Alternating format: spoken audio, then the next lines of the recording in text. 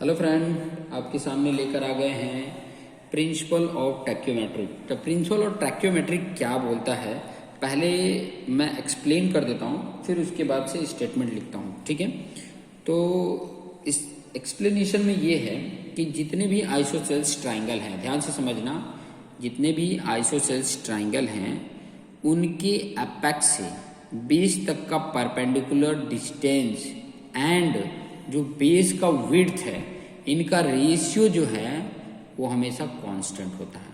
ठीक है, जो रेशियो है वो हमेशा क्या होता है, कांस्टेंट होता है। ठीक है, क्लियर हो रही है? तो एक बार और मैं यहाँ पर बता देता हूँ, थोड़ा सा आपको समझ में आ जाएगा। मैं एक वेस्ट पेपर लेके मैं आपको समझा दूँ कि ताकि आपको आइडिया मिल सके। जैसे सपोज डैट कि यहाँ पर एक पेपर लिया है मैंने, जैसे ये मैंने आपको बनाया। ठीक है, एक ये आइसोसेल्स मतलब ये दोनों एंगल दोनों साइड बराबर हैं। एक बड़ा मैंने बनाया, यहाँ पर देखिए इस तरीके से बनाया, इसका भी ये साइड इस साइड के बराबर है। तो कहने का मतलब है कि यहाँ से देखो ये अपेक्स है, अपेक्स से ये परपेंडिकुलर ये बेस पर ये जो डाला है इसका मान लो D1 डिस्टेंस है, यहाँ पे भी अपेक्स से इसके परपेंडिकुलर लेंथ बनाया, ये मान लो D2 है, और इसका विड्थ जो है ये विड्थ इसको मान लो S1 ले लिया, इसका विड्थ जो है S2 ले लिया। ठीक है, तो यहाँ पर बताना चाह रहा है कि ये D1/S1 जो आएगा वही रेशियो, ये जो रेशियो वैल्यू आएगी D1 कुछ और होगा, S1 कुछ और होगा, यहाँ D2 कुछ और होगा और S2 कुछ और होगा। मतलब इसकी वैल्यू और इसकी वैल्यू आपस में बराबर ही होगी। मतलब ये हमेशा कैसा आएगा, कांस्टेंट आएगा। ठीक है, जो वैल्यू आएगी वो दूसरे के भी यही वैल्यू आएगी, इसकी भी यही वैल्यू आएगी। ये प्रिंसिपल ऑफ टैक्योमेट्री का कॉन्सेप्ट बोल रहा है। ठीक है, तो सबसे पहले तो मैं इसकी थियरी को, स्टेटमेंट को बता रहा हूँ, क्या स्टेटमेंट है। ठीक है, तो स्टेटमेंट मैं यहाँ पर लिख रहा हूँ और उसके बाद कुछ फिगर ड्रॉ करके मैं एक्सप्लेन करके बताऊंगा ताकि आपको आइडिया मिल सके। तो क्या है यहाँ पर, इन आइसोसेलस, ISOCSC होता है, SCELESS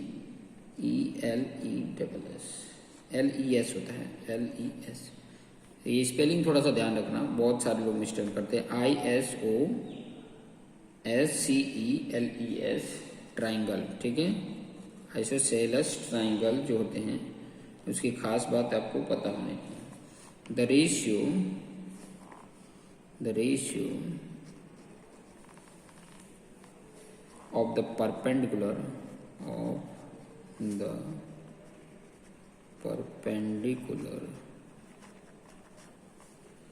distance from the apex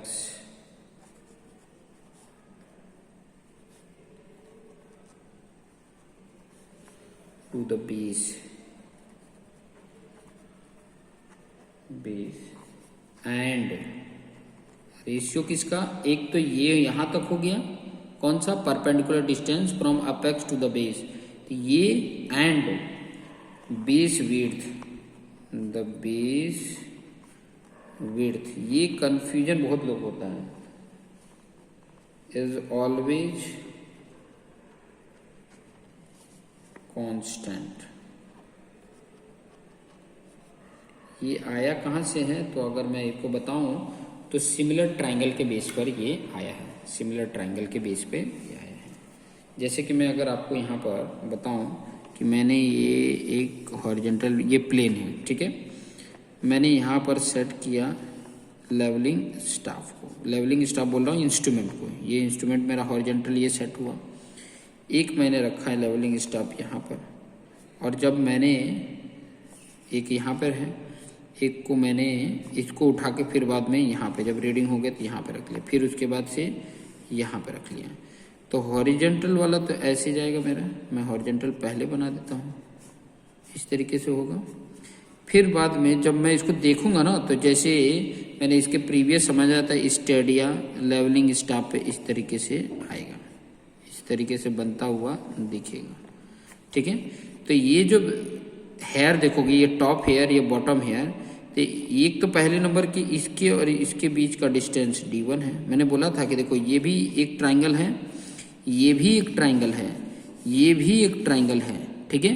तो आइसोसेल्स ट्राइंगल हैं, जो ये है वही ये है, इसमें भी ये जो है वही ये है, इसमें भी ये जो है वही ये है, ठीक है। तो इसका नामकरण भी कर देते हैं। जैसे कि मान लो इसको d1 लिया है, तो इसको मैं ले लेता हूँ a1 और ये b1। फिर इसको यहाँ से ये लेंथ अगर मैं ले रहा हूँ d2, तो यहाँ से ये a2 और ये b2 है। फिर यहाँ से जब मैं इसका लेंथ ले रहा हूँ तो ये है d3, ठीक है। तो यहाँ पे ये a3 और ये b3 हो गया, ठीक है। तो आप देखोगे मैं यहाँ पे मान लो इसको ओ ले लिया, तो 3 ट्राइंगल इसमें दिख रहे हैं। कौन कौन से? एक OA1B1, एक OA2B2 और एक OA3B3। इन तीनों का देखो ये परपेंडिकुलर डिस्टेंस d1 है, यहाँ से इस ट्राइंगल का परपेंडिकुलर डिस्टेंस d2 है, यहाँ से परपेंडिकुलर डिस्टेंस d3 है। और इनके बीच की ये जो गैपिंग है ना, ये गैपिंग इसको S1 ले लिया, इसके बीच की गैपिंग S2 ले लिया और इसके बीच की गैपिंग S3 ले लिया। तो आप देखो ये बेस विड्थ हो गया और ये परपेंडिकुलर डिस्टेंस हो गया। बेस विड्थ परपेंडिकुलर डिस्टेंस, ये बेस विड्थ इसको पर ये S1 S2 S3 ये क्या है? स्टाफ इंटरसेप्ट बोलते हैं इसको। स्टाफ इंटरसेप्ट मतलब लेवलिंग स्टाफ पे जो टॉप और बॉटम के बीच का डिस्टेंस मिला उसको स्टाफ इंटरसेप्ट बोलते हैं, ठीक है। तो आप देखोगे कि ये d1 और अपन S1 की वैल्यू जो आएगी वही d2 अपन S2 की वैल्यू आएगी, वही d3 अपन S3 की वैल्यू आएगी। और ये तीनों वैल्यू आपस में बराबर है, मतलब ये रेशियो जो आ रहा है वो कांस्टेंट हो रहा है, ऑलवेज कांस्टेंट। क्या हो रहा है? ऑलवेज कांस्टेंट हो रहा है। क्लियर? तो यहाँ पर इसके बारे में लिख लेते हैं एज शोन इन फिगर। आप यहाँ पे मैं जैसे जैसे बोलता हूँ इसी से आप भी लिख सकते हो, एज शोन इन फिगर। आप फिगर में जैसे देख रहे हो उस हिसाब से आप देख रहे हो 3 ट्राइंगल मिलेंगे। एक ट्राइंगल है OA1B1, दूसरा है OA2B2, ट्राइंगल का सिंबल बना लिया, एंड तीसरा ट्राइंगल है OA3B3 are similar isosceles triangle. कैसे हैं? सिमिलर आइसोसेल्स ट्राइंगल है। क्लियर हो रहा है? ठीक है। उसके बाद सीधा सीधा आपको ये भी दिख रहा है d1 d2 and d3 distances from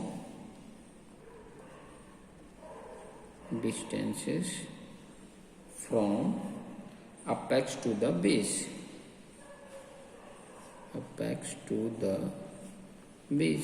clear.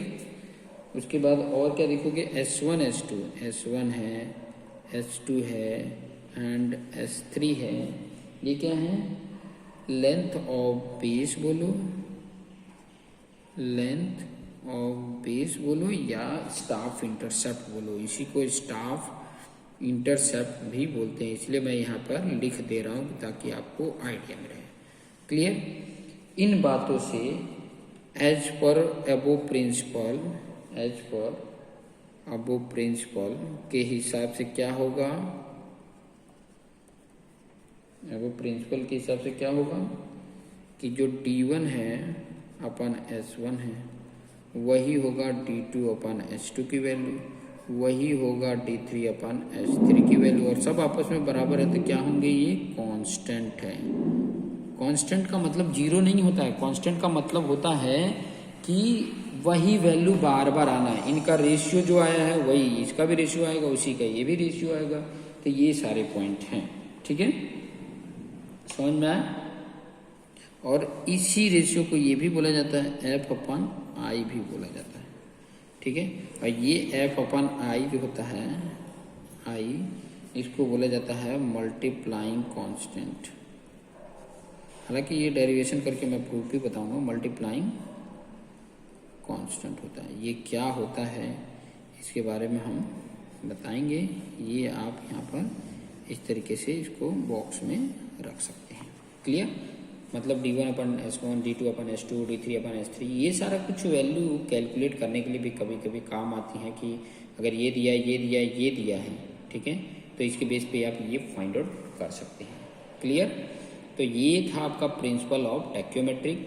तो ये प्रिंसिपल देख सकते हैं। इसके बाद मैं थियरी ऑफ स्टेडिया टैक्योमेट्रिक बताऊंगा वन बाय वन। देखो मैं शुरुआत में ही करते करते आपको बता रहा हूँ कि ताकि आपको आइडिया मिले कि कौन सा स्टेप किस तरीके से हो रहा है, कि ताकि उस प्रकार से आप कर पाओ। वैसे ही थियरी ऑफ स्टेडिया टैक्योमेट्रिक बताऊंगा जिसमें आपको आइडिया मिलेगा कि किस तरीके से कांस्टेंट को फाइंड आउट कर सकते हैं। दो कांस्टेंट इसमें है टैक्योमेट्रिक कांस्टेंट। पहला कांस्टेंट है मल्टीप्लाई कांस्टेंट जो यहाँ पे पता है f1i। दूसरा है एडिटिव कांस्टेंट जिसको f+t, इसके प्रीवियस वाले लेक्चर में मैंने एक्सप्लेन किया। हालांकि इसके बाद फॉर्मूले को डिराइव करके भी बताऊंगा कि किस तरीके से उसको कैलकुलेट करेंगे। तो देखते रहिए और अपने जो दोस्त मित्र हैं उनको शेयर करना ना भूलें, ठीक है। तो आप उनको दोस्त मित्र को शेयर भी करें और आप भी बेनिफिट लें और दूसरों को भी बेनिफिट देते रहें, ठीक है। कोई डाउट हो तो ज़रूर कमेंट करें। So thank you.